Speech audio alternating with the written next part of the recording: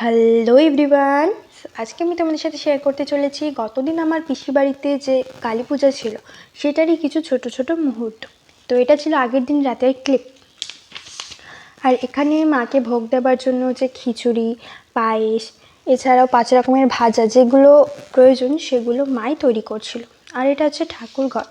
এখানে পুজোর জন্য প্রয়োজনীয় সকল সরঞ্জাম রাখা ছিল যাতে পুজোর সময় গোছাতে কোনো অসুবিধে না হয়।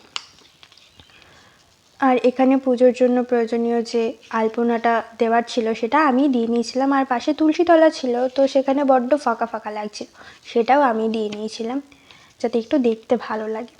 তো সব কাজটা ছেড়ে সবাই বিকেলবেলা রেডি হয়ে চলে এসেছিলো ঠাকুর আনতে যাওয়ার জন্য। তো প্রত্যেকে ভীষণ পরিমাণে মজা করেছে, ভীষণ নাচানাচি হয়েছে, গান বাজনা, ছোট থেকে বড় বলতে গেলে প্রত্যেকেই ভীষণ মজা করেছে ঠাকুর আনতে গেছে, এবং আমরাও খুব নাচানাচি করেছি। তো নর্মালি যেটা হয়ে থাকে যে মায়ের প্রতিমা আগে, তারপর পেছনে সবাই নাচানাচি করতে করতে আসে, তো সেটাই হয়েছিল। তারপর এখানে পুজোর জন্য সব প্রস্তুতি চলছে, তো সব কিছু রেডি করে পুজোতেও বসে গেছিলো। তারপর আমি যেহেতু উপোস ছিলাম সেহেতু আমিও সারা রাত জেগেছি। আর তারপরে মায়ের আরতিও শুরু হয়ে গেছিলো।